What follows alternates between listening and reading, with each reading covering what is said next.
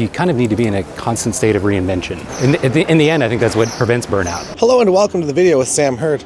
If you're not familiar with Sam's work, you're going to be seeing a lot of it throughout the video, and there's some on the screen right now. He actually photographed, Lindsay and I had 2 weddings, and he actually photographed one of those weddings. And it's funny that Sam and I actually met at Way Up North, which is the conference that we are currently in Florence for. And the next iteration of Way Up North is going to be in Lisbon on October 22nd and 23rd. So if you're interested in a trip to Lisbon to come out, hang out with a bunch of wedding photographers, have a nice time, learn some things, be inspired, on to the walk around Florence with Sam Hurd. First question.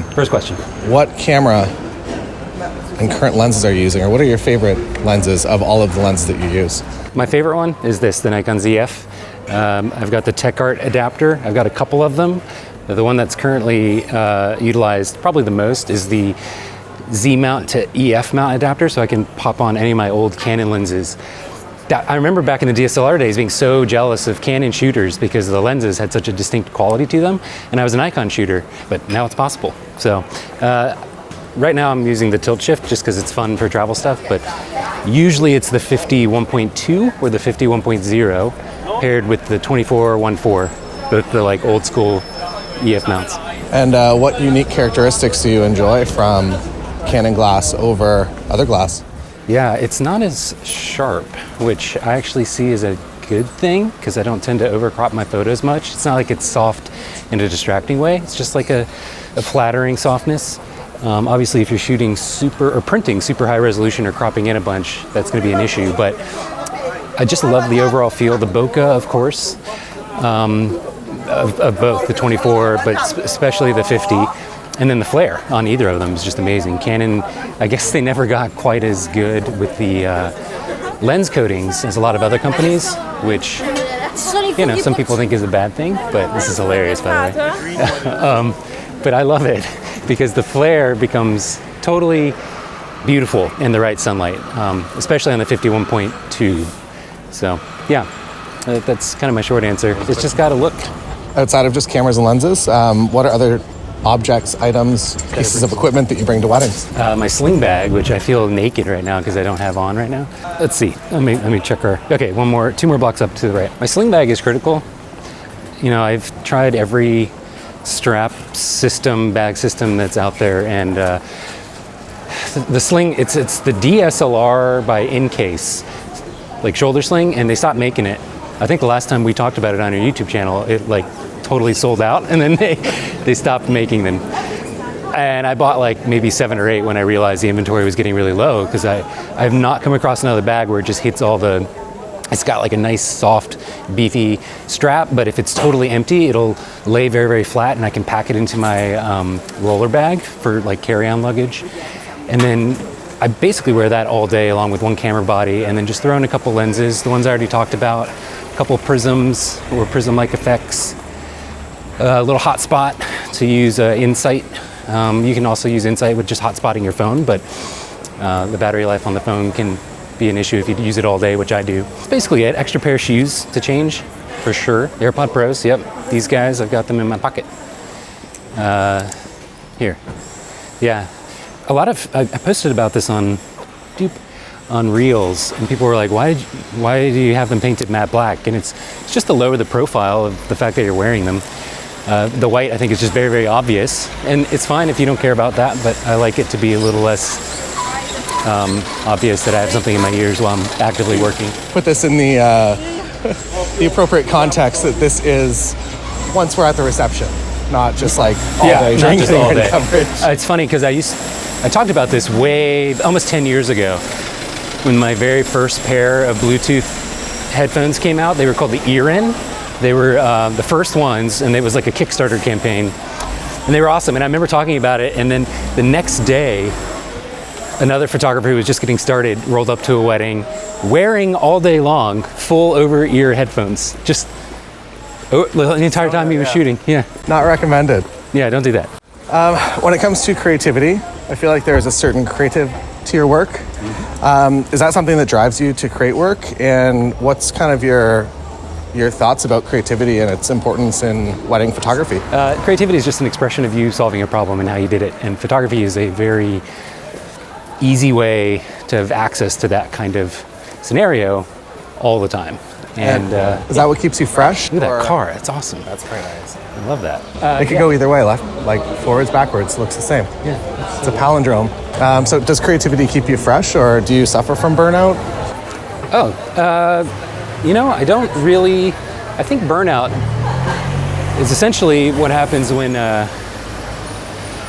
you are physically exhausted and mentally sort of spent in a way that you don't even care about solving the problems. You kind of start to phone it in, and you get kind of stuck in the routine that you know will work, but isn't really, lighting up that problem-solving part of your brain. And I've never, gratefully never had that, because every single person that's in front of me, every couple as a unit, right? They have completely unique chemistry between you and the moment. And so I don't know, that's always been just a nice renewable source of somebody almost died, renewable source of energy for me, if you want to think of it that way. But I think a lot of photographers have that in the early years, even if they can't articulate it, but the feeling is just there.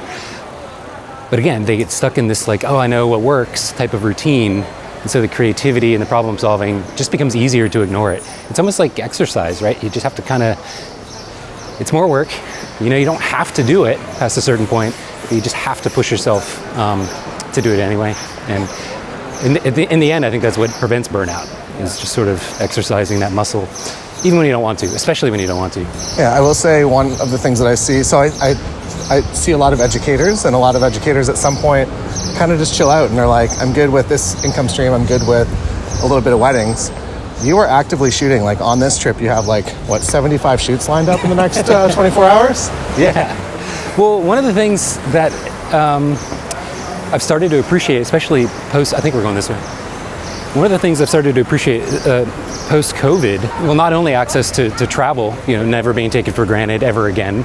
Any opportunity to travel, I will try and maximize, because everyone was stuck at home for a year or two. I just started to realize I didn't appreciate the opportunities that I had. I would go in for my one shoot or whatever it was and then leave.